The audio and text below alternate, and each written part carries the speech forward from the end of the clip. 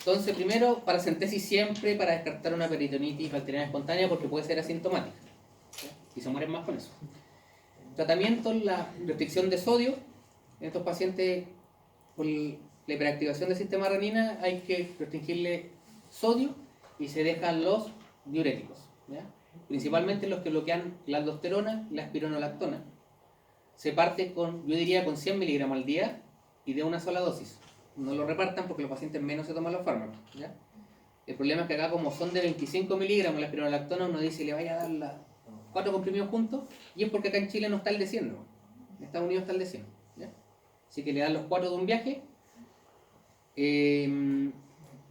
Si no responde con los 100 miligramos, al paciente no le disminuye la ascitis, se debería agregar furosemida y se aumenta la espironolactona, ¿ya? En relación de 100 a 40, 280, 300, 120 máximo.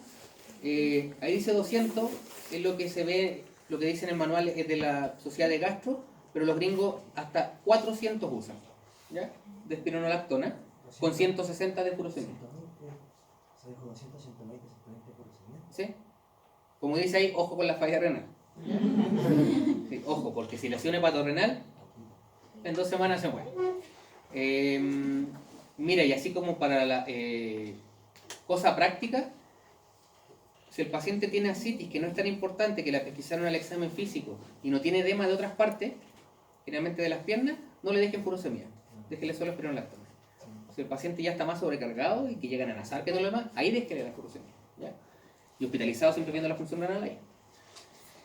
Lo ideal es controlar con el peso diario la circunferencia abdominal, y si el paciente lo puede hacer, medir la diuresis, pérdida de peso recomendado, y esto es en todas las patologías que están descompensados, digamos la insuficiencia cardíaca, en esta la cirrosis, medio kilo al día, o diuresis, medio litro al día, ¿ya? ¿Y eso por qué? Porque si lo aumentan, pueden hacer una falla prerrenal, le llega menos volumen al riñón y se hacen famosos porque se van a morir. Y cada 3 a 5 días hay que pedir una creatinina, BUN y electrolitos. Eso más que nada en ambiente hospitalario. En la parte crónica lo controlan con la espironolactona y van viendo, lo ideal es verlo una vez a la semana con el peso más o menos. ¿Ya? La CT de atención, la que discutíamos, que se ve de lejos, al paciente le duele y le cuesta respirar, siempre se pincha, y no pinchan solo para mirarlo, se le saca todo el líquido siempre. Y eso como concepto en general. Si hacen una punción de líquido, ya sea de derrame pleural o de ascitis, sáquenle todo el líquido. ¿Para qué lo van a dejar ahí? ¿Ya? El único riesgo que tienen los pacientes es que puedan hacer falla renal, ¿ya? Y esta ascitis como de rebote. La prevención se hace con albúmina, 6 a 8 gramos por cada litro que saques. ¿Y desde cuándo? Cuando se sacan más de 5 litros. Hay algunos libros que dicen 4, hay algunas guías que dicen 3. Yo en lo personal, si le saco más de 4, le dejo albúmina, ¿ya? Este manual chileno, que es como la referencia más cercana que tenemos, son 5 litros.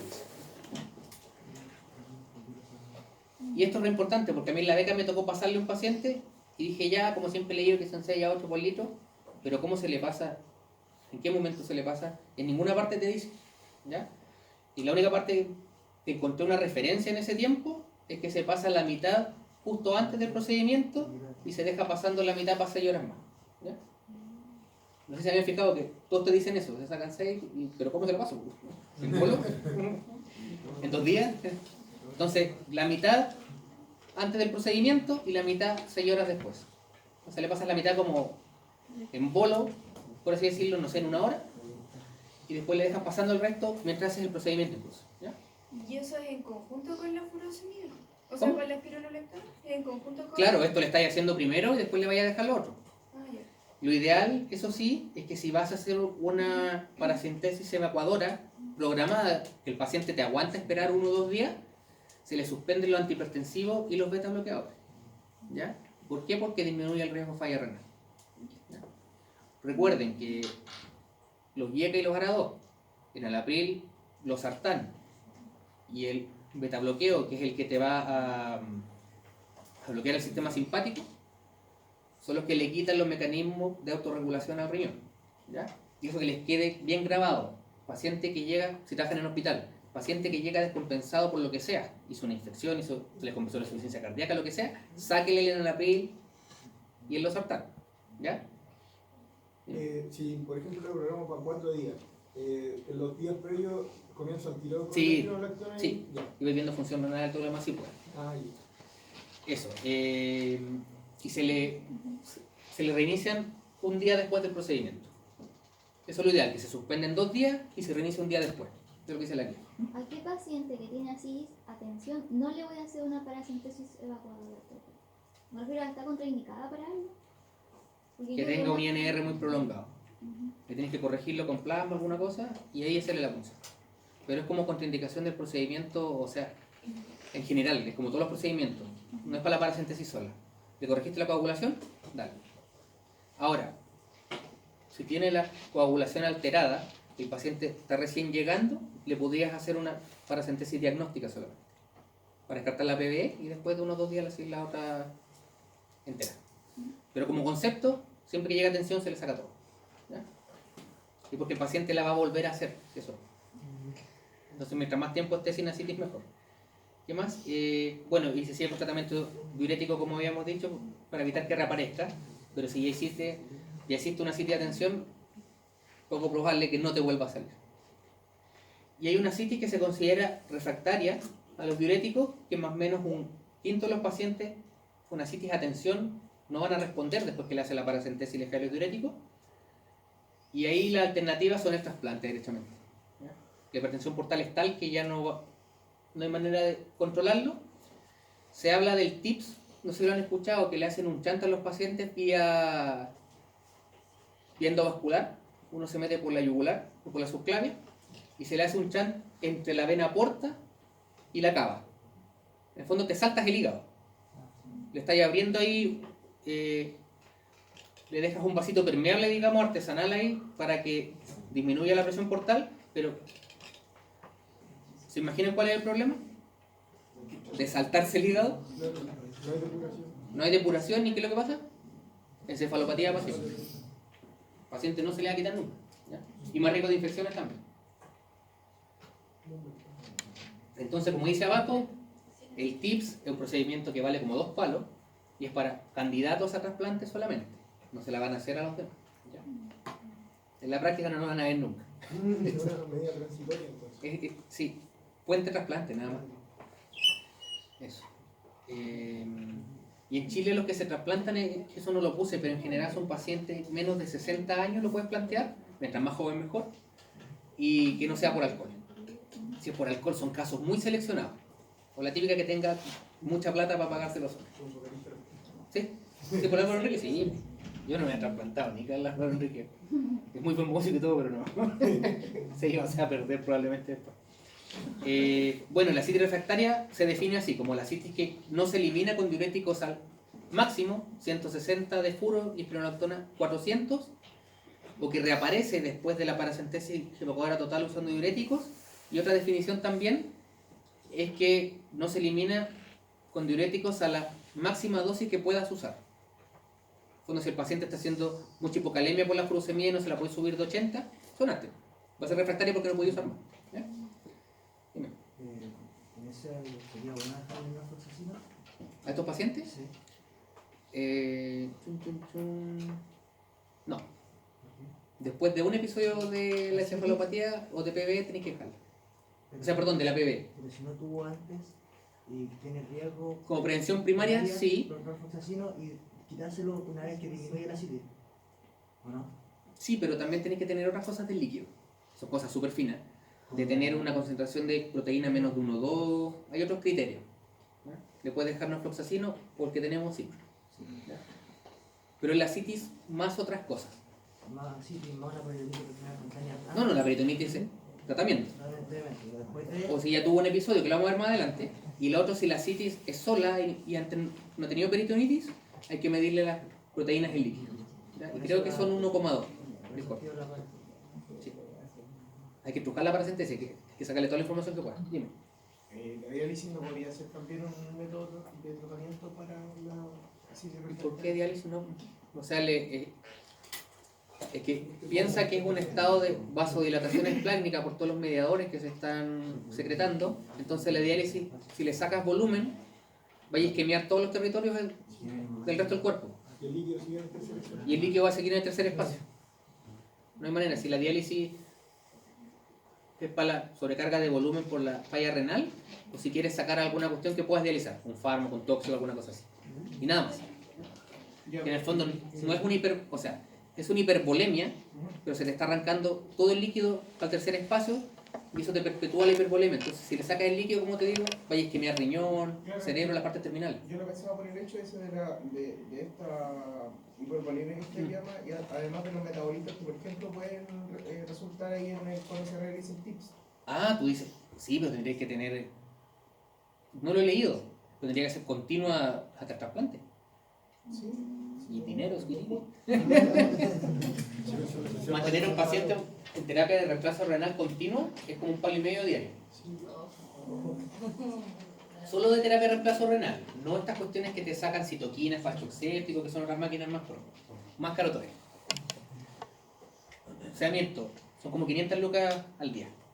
El más caro es el otro, el ECMO, que te mantiene vivo con una máquina, que sale como un palo y medio diario. Sobrevida, la citis refractaria, obviamente se te va a las pailas ya cuando tienes eso, más que nada porque es una cosa terminal. ¿Ya? Y si hacen síndrome patorrenales, ya sea por la misma cirrosis, lo hacen por la paracentesis, o alguna peritonitis bacteriana que también se complican con el patorrenal, y eso se muere mucho más. Entonces, resumen, restricción de sal, 2 gramos día, los diuréticos siempre, casi siempre le puse, pero ahora que salía la beca, siempre. No, la espironolactona siempre. La espironolactona, furosemida nunca sola, eso sí. Es espiro y si te pasas de los 100 miligramos, furo. La paracentesis evacuadora, en caso que sea atención, con albúmina, en caso que sean más de 5 litros, en total siempre. ¿Ya? Y el tips y trasplante hepático, pacientes que tengan la función más conservada, un child idealmente una B, con C también puede ser, pero que no pase mucho tiempo, menos de 60 años y que no sea por algo. El hepatorrenal, de que es lo más temido, diría yo, por todo el mundo, pero ojo con la definición, y esto también que les quede siempre. El paciente cirrótico que le falla riñón, todos dicen al tiro que es un hepatorrenal. No, el hepatorrenal. ¿Cuál es la causa de falla renal aguda más frecuente? No, falla renal aguda. Una prerrenal, que el paciente le falte agua, le dio vómito, le dio diarrea, se infectó, lo que sea, pero le llega menos perfusión al riñón. No, son más crónicos. Pero eso es una cosa, esa es la más frecuente de los cirróticos también.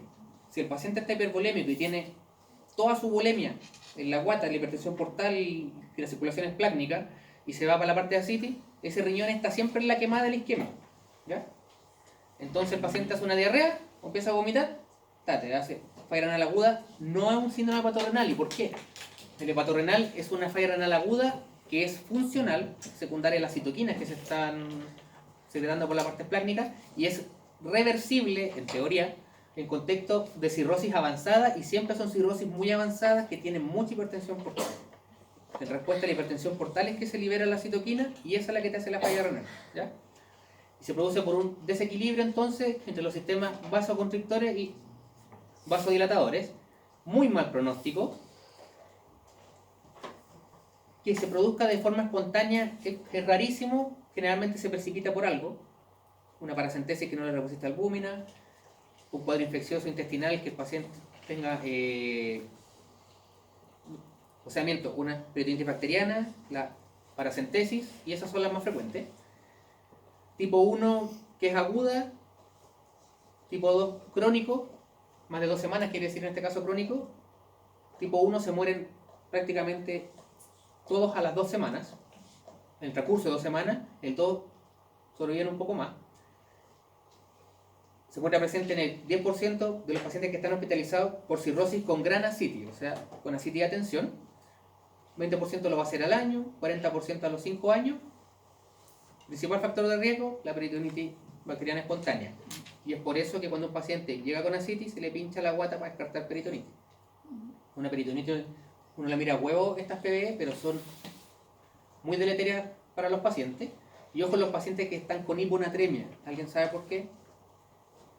¿Qué manifiesta la hiponatremia en estos pacientes? Y los insuficientes cardíacos también. 15 Una hiponatremia dilucional. Están como tan avanzados en la enfermedad que están reteniendo más volumen que sodio, y eso te manifiesta que los pacientes ya están, como les digo, muy avanzados en la enfermedad y se mueren más. La hiponatremia por sí sola en pacientes hospitalizados, marcador de aumento de mortalidad. Y los pacientes con un MEL más alto porque tienen muy mala función. Esta es la cirrosis compensada al lado izquierdo. Son pacientes que están hipervolémicos pero tienen un volumen circulante efectivo que está disminuido, pero funcional para el resto del cuerpo. Van a estar con una circulación hiperdinámica, que eso es lo que te mantiene, que se mantenga el volumen circulante bueno. Y en la progresión de la enfermedad, más vasodilatación esplácnica, menos volumen circulante efectivo. El riñón empieza a sufrir más por este desbalance de las citoquinas, que se produce mucha vasodilatación de la arteria renal, de la principal. En el fondo le llega menos perfusión porque bajó la presión por esta vasodilatación, y hacen vasoconstricción a nivel distal. Entonces tienen isquemia por la parte de la vasoconstricción en territorios más terminales, y en la entrada de sangre al riñón, que es la arteria renal, está vasodilatada. Estos son los tipos de falla renal de los pacientes con cirrosis. El primero es el hepatorrenal, el segundo el inducido por hipovolemia, que es el más frecuente, o sea, la falla prerrenal, ¿ya? Los otros ya son más raros. La fisiopatología que les comenté más o menos. Y están quedando dormidos, así que van a ser más rápido. Este es el mecanismo por el cual la PBE te produce más riesgo de hepatorrenal, que la PBE se produce por translocación bacteriana principalmente. Y eso te va a hacer como más mediadores inflamatorios que más te van a joder la función renal. Esta es la evaluación del paciente con cirrosis y falla renal. Historia. Ve las creatininas previas. Buscar también hacerle una eco buscando ese factor obstructivo más abajo, alguna cosa que puedas corregir también. Y eso diría yo. Pero quiero ver eso, los criterios de síndrome hepatorrenal.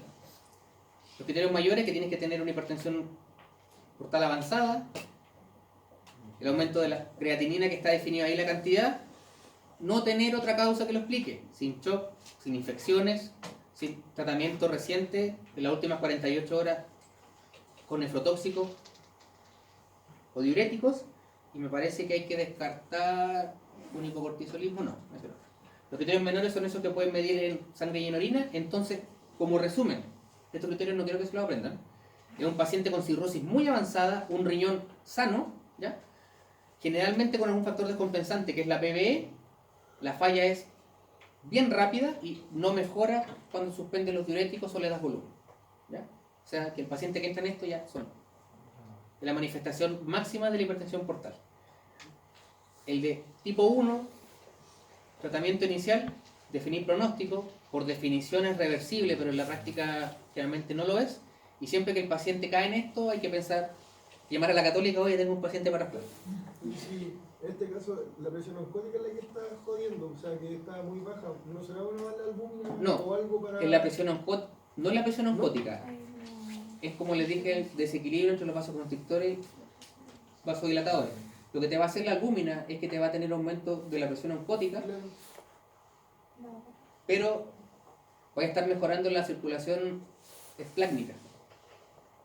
En el fondo lo que te quiero decir es que el riñón, con todos estos mediadores, está tan vasodilatada la cuestión que no hay manera de sostener esa presión que va a llegar hasta el glomérulo, ¿ya? O sea, en el fondo es como que se abrió la llave, bajó la presión de la llegada a la arteria renal y ahí quedaste. Y no hay nada que lo... No hay nada que lo arregle, ¿sí? Mira, si como puse atrás, no mejora ni con diuréticos, ni volumen, ni albúmina. Estos pacientes igual les pasáis albúmina, les pasáis vasoconstrictores, a expensa de estar isquemiando otros territorios, ¿ya? Siempre en UCI, estos pacientes, ¿y por qué es importante el pronóstico? Si es un cirrótico de 70 años de que es por alcohol, ese no va para trasplante, discutible si lo meto a UCI, porque se va a morir igual luego. Se descarta la PBE, obvio. Restringir volumen porque se va a ir acumulando, no más vaya a aumentar la hipertensión portal. Evitar soluciones salinas si el sodio está mayor a 125, perdón. Y vasoconstrictores y albúmina. Vasoconstrictora, cada uno usa la noradrenalina o la terlipresina. 50% de éxito, y esas son series como bien optimistas. Y recordar mal pronóstico. El tipo 2 se muere en 70 días en promedio y el tipo 1 en 13 días. Los vasopresores, como le dije, la terlipresina, que es una agonista de los receptores de vasopresina 1, y lo adrenérgico, si no tiene terlipresina porque es cara, noradrenalina, y se mantiene mínimo 5 días. Una vez que lo empezaste a usar ya tienes que quedarte 5 días, y tiene todas esas contraindicaciones que pueden ver que son un poquito frecuentes: más de 70 años, enfermedad coronaria, insuficiencia cardíaca, paciente hipertenso, no controlado todo eso obviamente, ¿ya? Asma, insuficiencia, no se lo puede dar a nadie prácticamente. Esas son las dosis que quiero, más que nada para que conozcan que hay otras cosas que se puede usar también: la norepinefrina, la midodrina, que esa no la he visto acá nunca. Y por último la PBE. Es cortito. Infección de líquido acítico en ausencia de foco intraabdominal. O sea, que no tenga diverticulitis, que no tenga apendicitis. Es por translocación y no porque te infectó un bicho directamente en la cavidad peritoneal, ¿ya?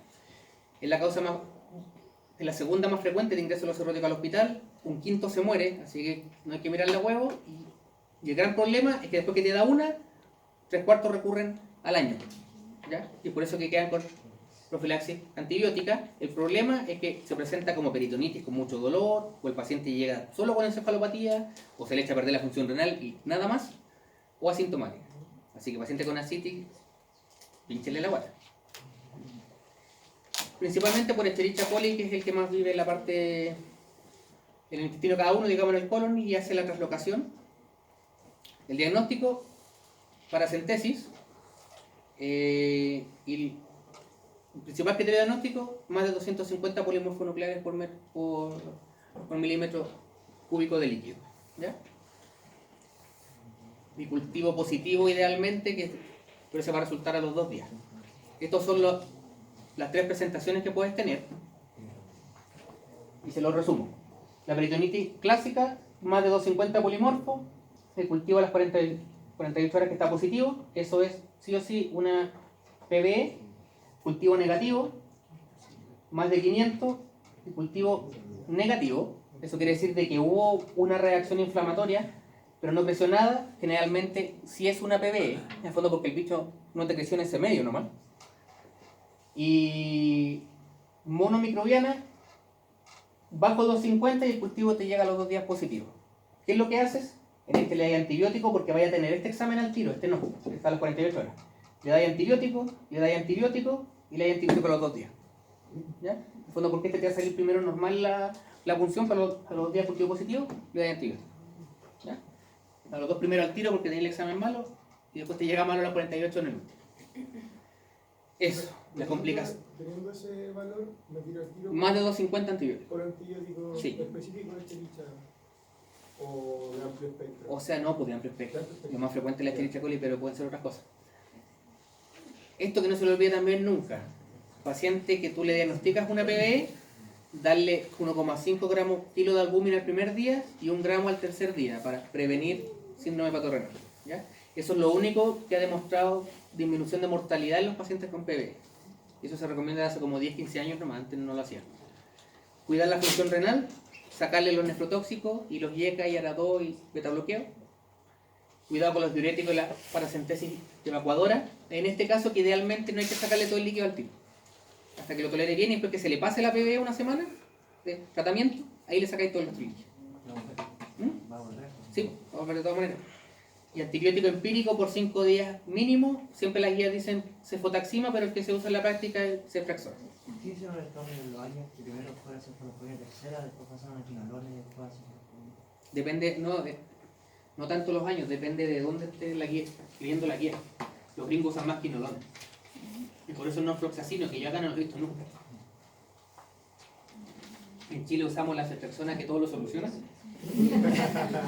Es un dicho que decía un doctor de la UCI y Y también se puede usar cipro por vía oral, pero generalmente estos pacientes los tratáis hospitalizados, entonces le das endovenoso de preferencia. En los pacientes, ojo también en los pacientes que tienen hemorragia digestiva alta por varices esofágicas, la mitad casi hacen igual una PBE. Entonces, paciente cirrótico que llega con ascitis y hemorragia digestiva alta, darle norfloxacino o cipro o ceftriaxona por 7 días. ¿Ya? Entonces eso también que se les quede. Si llega sangrando un cirrótico que no sabes en ese momento si es por varices o no, pero tiene una hemorragia digestiva alta, ceftriaxona. Y si me llega el cirrótico, ¿se lo puedo dar como profilaxis para evitar la...? Cirrótico solo no, No. con hemorragia Ya, con y ascitis. ¿Ya?